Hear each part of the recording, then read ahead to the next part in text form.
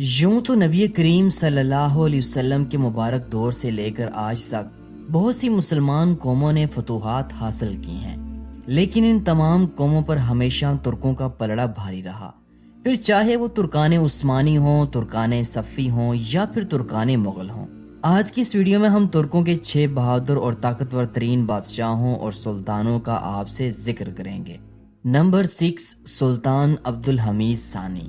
سلطان عبدالحمید ثانی سلطنت عثمانیہ کے آخری با اختیار سلطان تھے، جس سلطنت نے کبھی یورپ کے طاقتور بادشاہوں کو شکستیں دے کر اسلامی پرچم یورپ کے قلب تک لہرایا تھا۔ آپ سلطنت عثمانیہ کے آخری 34ویں سلطان تھے۔ یہ بات سچ ہے کہ جس وقت آپ تخت نشین ہوئے تو اس وقت عظیم سلطنت عثمانیہ کی آخری سانسیں چل رہی تھیں، لیکن اس کے باوجود سلطان عبدالحمید ثانی ایک طاقتور ترین سلطان تھے۔ آپ سلطان عبدالحمید ثانی کی طاقت کا اندازہ اس بات سے لگائیں کہ جب سلطان عبدالحمید ثانی کو صہیونیت کے بانی تھیوڈور ہرزل نے خط لکھا، جس میں اس نے فلسطین کو یہودیوں کے حوالے کرنے اور اس کے بدلے 150 ملین پاؤنڈ دینے کی آفر کی، تو سلطان عبدالحمید ثانی نے جواب دیتے ہوئے کہا، جناب ہرزل کو میں نصیحت کرنا چاہتا ہوں کہ آئندہ وہ اس موضوع کے بارے میں نہ سوچیں، اس لیے کہ فلسطین میری ملکیت نہیں، میں فلسطین کی زمین کا ایک بالشت بھی نہیں بیچ سکتا، فلسطین سارے مسلمانوں کی ملکیت ہے۔ اس مٹی کی خاطر میرے آباء و اجداد عثمانیوں نے سینکڑوں سال جہاد کیا، اس کی مٹی میں مسلمانوں کا خون شامل ہے۔ یہودیوں کو میری نصیحت ہے کہ وہ اپنے پیسے اپنے پاس سنبھال کر رکھیں، اور اگر خلافت کا شیرازہ بکھر گیا تو فلسطین کو بغیر قیمت کے لے لیں، لیکن جب تک میں زندہ ہوں اللہ کی قسم کھا کر کہتا ہوں کہ چھری کے ساتھ میرے وطن کو کاٹنا آسان ہے اس بات سے کہ دیار اسلام سے فلسطین کو کاٹا جائے۔ عیسائی اور یہودی جانتے تھے کہ جب تک مسلمانوں میں خلافت موجود رہے گی تو خلیفہ کے ایک حکم پر قسطنطنیہ سے لے کر ہندوستان تک تمام مسلمان خلیفہ کے حکم پر جنگ لڑنے کو تیار ہو جائیں گے۔ اسی ڈر کی وجہ سے برطانیہ اور یہودی لابی نے 27 اپریل 1909 کو سلطان عبدالحمید کو معزول کرا دیا، جس کے بعد امت کا شیرازہ بکھر گیا اور امت مسلمہ ٹکڑے ٹکڑے ہو گئی۔ نمبر 5، سلطان جلال الدین خوارزمی۔ سلطان جلال الدین خوارزمی کو کون نہیں جانتا؟ آپ وہ غیرت مند بہادر ترک سلطان تھے جنہوں نے چنگیز خان کو ناکوں چنے چبوائے۔ سلطان جلال الدین خوارزمی سلطنت کے دوسرے سلطان تھے۔ 1221 عیسوی میں جب منگولوں نے چنگیز خان کی قیادت میں خوارزمی سلطنت پر حملہ کیا تو اس وقت جلال الدین خوارزمی شہزادے تھے، جبکہ سلطان جلال الدین خوارزمی کے والد محمد شاہ بادشاہ تھے۔ منگولوں کے حملے کے بعد سلطان جلال الدین خوارزمی نے خود چنگیز خان کے خلاف جنگ لڑنا چاہی، لیکن محمد شاہ نے ان کی سخت ترین مخالفت کی اور محمد شاہ خود فوج لے کر منگولوں سے جنگ کرنے کے لیے نکل پڑا۔ میدان جنگ میں منگولوں نے اپنی چالوں سے محمد شاہ کو بدترین شکست دی، جس کے بعد پھر کبھی بھی محمد شاہ منگولوں کے مقابلے میں نہ آ سکے، بلکہ محمد شاہ نے ایک پراسرار جزیرے میں سکونت اختیار کر لی اور وہیں ان کی موت ہو گئی۔ لیکن سلطان جلال الدین خوارزمی نے اپنے باپ کے برعکس منگولوں کے خلاف جنگیں جاری رکھیں اور منگولوں کو پروان کے مقام پر پہلی بار فیصلہ کن شکست دی، جس سے منگول بوکھلا اٹھے۔ لیکن اس فتح کے بعد جلد ہی سلطان جلال الدین خوارزمی پر قاتلانہ حملہ ہوا اور آپ اس حملے میں شہید ہو گئے، اور یوں خوارزمی سلطنت پر منگولوں کا قبضہ ہو گیا۔ نمبر 4، سلطان مراد ثالث۔ سلطان مراد ثالث سلطنت عثمانیہ کے 12ویں سلطان تھے۔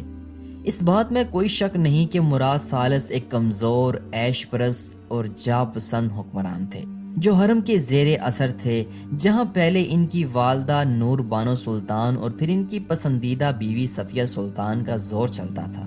لیکن ان سب کے باوجود مراد ثالث نے عیسائیوں کے خلاف نمایاں فتوحات حاصل کی، جس میں جزیرے قبرص، صوبہ تیونس، جارجیا، یمن اور صفی سلطنت کے کئی ایک زرخیز علاقے شامل تھے۔ یہ سلطنت عثمانیہ کی آخری فتوحات تھیں۔ ان فتوحات کے وقت عثمانی سلطنت اپنے عروج پر تھی۔ سلطان مراد ثالث کی وفات کے بعد پھر کبھی بھی سلطنت عثمانیہ فتوحات حاصل نہ کر سکی، بلکہ دن بدن سلطنت کی سرحدیں کمزور ہوتی گئیں۔ نمبر 3، سلطان سلیم۔ سلطان سلیم اول سلطنت عثمانیہ کے پہلے ایسے سلطان ہیں جن کے دور میں خلافت عباسی خاندان سے منتقل ہو کر عثمانی خاندان میں چلی آئی اور مکہ و مدینہ کے مقدس شہر عثمانی سلطنت کا حصہ بنے تھے۔ سلطان سلیم نے اپنے والد سلطان بایزید ثانی کو تخت سے اتار کر تخت پر خود حکومت سنبھالی۔ سلطان سلیم اول سلطنت عثمانیہ کے عظیم فاتحین میں سے ایک تھے۔ آپ کی خصوصیت یہ تھی کہ آپ نے مغرب کی جانب پیش قدمی کے بجائے مشرق کو میدان جنگ بنایا، کیونکہ آپ سمجھتے تھے کہ جب تک سلطنت عثمانیہ کے برابر میں صفی اور مملوک حکومتیں قائم ہیں تب تک یورپ میں پیش قدمی نہیں کی جا سکتی۔ سلطان نے جنگ ردانیہ میں مملوکوں کو شکست دے کر شام، فلسطین اور مصر کو عثمانی قلمرو میں شامل کیا۔ مملوکوں کی شکست سے حجاز اور اس میں واقع مکہ و مدینہ کے مقدس شہر بھی عثمانی سلطنت کے زیر اثر آ گئے۔ اس فتح کے بعد قاہرہ میں مملوکوں کے زیر نگین آخری عباسی خلیفہ المتوکل ثالث سلیم اول کے ہاتھوں خلافت سے دستبردار ہو گئے اور جو خلافت عباسی خاندان سے عثمانی خاندان کو منتقل ہو گئی۔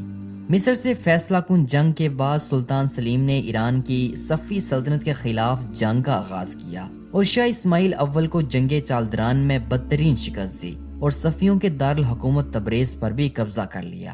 مصر کی کامیاب مہم سے واپسی پر سلطان سلیم نے جزیرے روہوڈس پر حملے کی تیاریاں شروع کی، تاہم اس دوران سلطان بیمار پڑ گئے اور 9 سال تک پائے تخت سنبھالنے کے بعد انتقال کر گئے۔ اس وقت سلطان سلیم کی عمر 54 سال تھی۔